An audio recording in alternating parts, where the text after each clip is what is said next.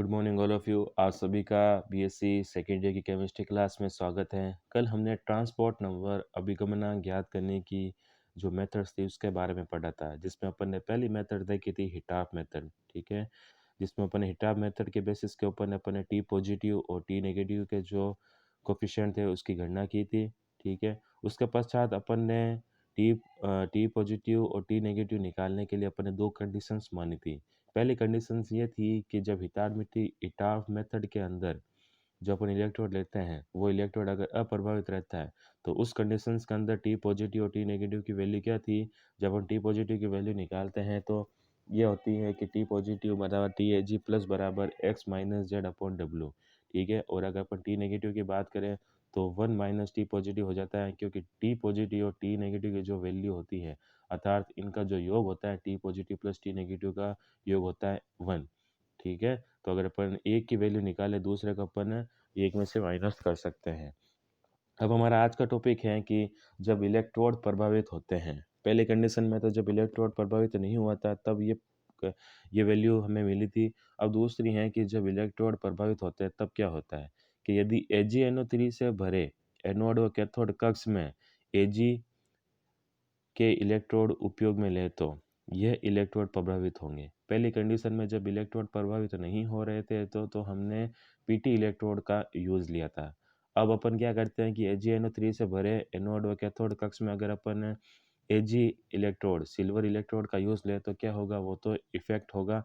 ठीक है, यहाँ AgNO3 का विलयन का NO3 आयन सिल्वर इलेक्ट्रोड पर आक्रमण कर कुल सिल्वर को Ag प्लस के रूप में विलयन में ले आएगा। अब यहाँ पर क्या होगा, जो Ag इलेक्ट्रोड अपन ने यूज़ लिया है उस Ag इलेक्ट्रोड पर जो NO3 है वो क्या करेगा, आयन सिल्वर आयन पर अटैक करेगा, और सिल्वर आयन पर जो अटैक करके क्या होगा, जो उसमें Ag के इलेक्ट्रोड हैं Ag से उसमें Ag इलेक्ट्रोड से कुछ मात्रा में जो Ag है वो विलयन में लेकर आ जाएगा। अतः प्रायोगिक रूप से एनोड कक्ष में AgNO3 विलयन की सांद्रता में क्या हो जाएगी, वृद्धि हो जाएगी, क्योंकि जो सिल्वर इलेक्ट्रोड के जो सिल्वर आयन थे वो भी NO3 से रिएक्शंस करके उससे विलयन में शामिल हो जाते हैं, जिसकी वजह से एनोड कक्ष में क्या होगा, AgNO3 की मात्रा में वृद्धि हो जाएगी। अतः यहाँ y का मान x से अधिक होगा। माना सिल्वर वोल्टमीटर में एकत्र सिल्वर की मात्रा तुल्यांक में W है, तो सैद्धांतिक रूप में एनोड कक्ष में कमी कितनी आएगी, W minus X minus Y होगी। ठीक है, तो अगर अपन इसी बेसिस का अगर अपन टी पॉजिटिव की बात करें तो क्या होगा, W minus X minus Y upon W. ठीक है, एग्जाम्पल लेते हैं कि अगर AgNO3 का विलयन पीटी इलेक्ट्रोड के बीच विद्युत अपघटन हुआ तथा विद्युत अपघटन से पूरे AgNO3 विलयन में Ag की मात्रा 13.14 ग्राम थी तथा अपघटन के बाद एनोड कक्ष में Ag की मात्रा 12.55 ग्राम थी, तो सिल्वर वोल्टामीटर्स में 1.25 ग्राम धातु निक्षेपित हुई तो Ag प्लस व NO3 आयन की अभिगमनांक ज्ञात करो, जबकि Ag का तुल्यांक भार 108 है। ठीक है, अब यहाँ पर हम एक न्यूमेरिकल रूप में इसको सॉल्व करके देखते हैं। ठीक है, कि सबसे पहले अपन टी पॉजिटिव की वैल्यू निकालनी है, तो टी पॉजिटिव में क्या है कि एनोड कक्ष में सांद्रता में कमी बटा सिल्वर वोल्टमीटर में एकत्रित Ag की मात्रा।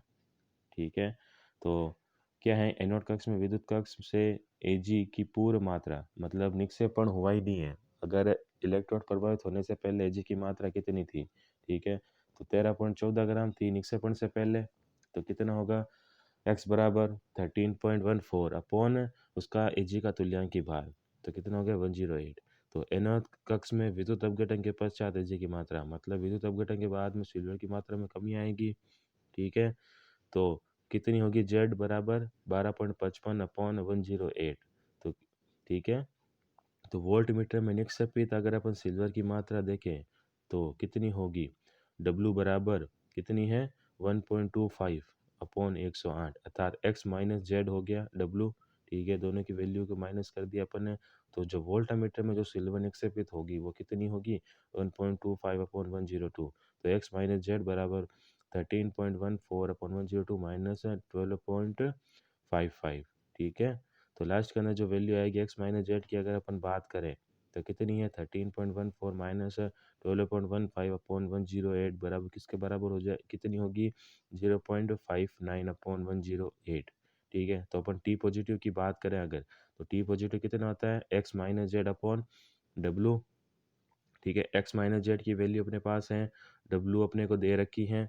ठीक है, सूत्र के अंदर नंबरिकल के अंदर ही अपने को वैल्यू दे रखी है 1.25 सिल्वर वोल्टामीटर की वैल्यू। ठीक है, तो सूत्र के अंदर अगर फॉर्मूले के अंदर वैल्यू पुट करें तो देख लीजिए कितना आता है कि एक्स माइनस जेड की वैल्यू है अपने पास 0.59/108 और डब्लू की वैल्यू अपने पास दे रखी है 1.25/108। तो 108 से अगर अपन 108 को कैंसिल कर दें तो टी पॉजिटिव की वैल्यू कितनी आती है अपने पास में 0.59/1.25। ठीक है, और अगर आप इसको सोल्व करें तो नेट टी पॉजिटिव की अपने को जो वैल्यू मिलती है वो मिलती हैं 0.472 ग्राम। और अगर अपन इसी के बेसिस के अगर अपन टी नेगेटिव की वैल्यू अगर निकालें तो टी नेगेटिव हो जाती है 1 माइनस टी पॉजिटिव। ठीक है, और टी पॉजिटिव की अगर वैल्यू रख दे 1 माइनस कितना हो जाएगा 4.472। तो जो टी नेगेटिव की वैल्यू आएगी वो आती है 0.528 ग्राम। ठीक है, तथा इस बेसिस के ऊपर अपन न्यूमेरिकल को भी इजीली सॉल्व कर सकते हैं। नेक्स्ट विधि है चल सीमा विधि। ठीक है, अब ट्रांसपोर्ट नंबर अभिगमन ज्ञात करने की जो दूसरी मेथड है वो है चल सीमा विधि कि 1 सेंटीमीटर अर्धव्यास वाली कांच की नलिका के दोनों तरफ गोलाकार बल्ब लगे हैं। ठीक है, इसका इंस्ट्रूमेंटेशन देखते हैं सर। सबसे पहले 1 सेंटीमीटर अर्धव्यास वाले कांच नलिका के दोनों तरफ क्या है गोलाकार बल्ब लगे हैं। ऊपर वाले बल्ब पीटी इलेक्ट्रोड को एससीएल विलयन में तथा नीचे वाले इलेक्ट्रोड को CdCl2 विलयन में डुबोया जाता है। दो इलेक्ट्रोड लेस में। ठीक है, दोनों बल्ब के अंदर पहले वाले इलेक्ट्रोड के अंदर पीटी का इलेक्ट्रोड है जिसके अंदर एससीएल विलयन भरा गया है और दूसरे वाला जो इलेक्ट्रोड है ठीक है उसको CdCl2 विलयन में डुबोया गया है। ये दोनों इलेक्ट्रोड बैटरी अमीटर तथा परिवर्तनशील प्रतिरोध कोलोमीटर से जुड़े रहते हैं। यहाँ ऊपर वाले बल्ब में पीटी इलेक्ट्रोड कैथोड का कार्य करता है जबकि सीडी इलेक्ट्रोड क्या कार्य करता है एनोड का कार्य कर रहा है। ठीक है, ध्यान रखना। इस विधि में HCl विलयन के H प्लस आयन का अभिगमन ज्ञात करते हैं। यहाँ HCl की तुलना में अधिक घनत्व वाला CdCl2 विलयन एक सूचकांक या निर्देशांक विलयन का कार्य करता है। ठीक है, इस विधि में HCl है जो कि क्या करते हैं H प्लस आयन का ट्रांसपोर्ट नंबर फाइंड आउट करते हैं। ठीक है, HCl से। ठीक है, और HCl की तुलना में जो CdCl2 उसका घनत्व अधिक होता है। इसकी वजह से यहाँ पर जो CdCl2 का जो विलयन है एक सूचकांक के रूप में प्रयुक्त किया गया है। जैसे ही विद्युत धारा प्रवाहित करेंगे तो H प्लस आयन व Cd+2 आयन कैथोड की तरफ क्या करते हैं मूवमेंट करते हैं, पॉजिटिव चार्ज है इस वजह से। जैसे ही विद्युत धारा प्रवाहित करेंगे H प्लस आयन व Cd+2 आयन कैथोड की तरफ जाएंगे जिससे सीमा खिसककर या चलकर ऊपर की तरफ बढ़ती है। अब सीमा का मतलब है कि जो दोनों के बीच में जो बाउंड्री लाइन है। ठीक है, मतलब विद्युत धारा प्रवाहित करने से पहले दोनों इलेक्ट्रोड के अंदर किसी भी प्रकार का निक्षेपण नहीं हुआ था। ठीक है, दोनों ही जो सॉल्यूशन थे वो आयनित नहीं हुए थे। ठीक है, तो उनके बीच में दोनों सॉल्यूशंस की जो बाउंड्री थी वो फिक्स्ड रही थी। सपोज जो बाउंड्री थी निक्षेपण से पहले ए डैश। जैसे अगर अपन विद्युत धारा प्रवाहित करें ठीक है तो क्या होगा जो पॉजिटिव चार्ज होंगे H प्लस और Cl माइनस वो कैथोड की तरफ गति करेंगे। ठीक है, तो ये सिग्मा थोड़ी ऊपर की तरफ खिसक जाएगी विलयन की और वो कितनी हो जाएगी बी डैश हो जाएगी। अब इसका इंस्ट्रूमेंटेशन देखते हैं तो ऊपर इसके अंदर पीटी इलेक्ट्रोड है जो कि HCl इसमें डूबा रहता है, HCl के अंदर डूबा रहेगा। ठीक है, और नीचे है CD एनोड है। ठीक है, जो कि CdCl2 विलयन के अंदर डूबा रहता है। ठीक है, और इसमें HCl है वो तो है मुख्य विद्युत अपघटक। ठीक है, और अगर CdCl2 की बात करें तो है सूचक विद्युत अपघटन। ठीक है, नेक्स्ट देखते हैं कि माना HCl विलयन की नॉर्मलता में सांद्रता C है। ठीक है, इस विलयन की सीमा स्मॉल एल दूरी तक चलती है। ठीक है, अपन देख लेते हैं ऊपर स्मॉल एल ए डैश और बी डैश के बीच में कितनी दूरी तय हुई स्मॉल एल दूरी। ठीक है, तक चलती है। जब फेराडे की विद्युत धारा प्रवाहित करते हैं तो ठीक है तब नलिका का अनुप्रस्थ कार्य का क्षेत्रफल कितना है स्मॉल है। अब इसमें कंडीशन है कि सपोज HCl विलयन की जो नॉर्मलता में सांद्रता है वो C है तथा यह विलयन की सीमा कितनी होगी स्मॉल एल दूरी तक चलती है। ठीक है। और अगर 1 फैराडे की अगर अपन विद्युत धारा प्रवाहित करें और अनुप्रस्थ नलिका काट का अपने कितने मान लिया स्मॉल है, इस स्मॉल एल दूरी में स्थित HCl का विलयन L इंटू ए होगा, ठीक है। अर्थात HCl या H प्लस आयन की सांद्रता क्या होगी, C है, ठीक है। स्मॉल एल दूरी में स्थित HCl का आयतन कितना मान लेते हैं अपन कि पहले ए डैश तक था, फिर बी डैश तक चला, ठीक है। तो स्मॉल एल दूरी उसने तय की और उसके नली का अनुप्रस्थ काट, जिस नली के अंदर ये दूरी तय करे, उसका क्षेत्रफल कितना है, ए है, ठीक है, अनुप्रस्थ काट का क्षेत्रफल। तो अपन एल का अगर अपन आयतन की बात करें तो कितना होगा, दूरी एरिया कितना गिनेंगे अपन, एल इंटू ए, ठीक है। अर्थात दूरी इंटू अनुप्रस्थ काट का क्षेत्रफल, और HCl या H प्लस आयन की सांद्रता कितनी है, यहाँ पर C है। अतः 1000 ml आयतन में H प्लस आयन कितने घुले हुए हैं, C तुल्यांक है, ठीक है। अतः 1 ml अगर आयतन में H प्लस की बात करें तो कितने हो जाएंगे, C अपॉन 1000 तुल्यांक।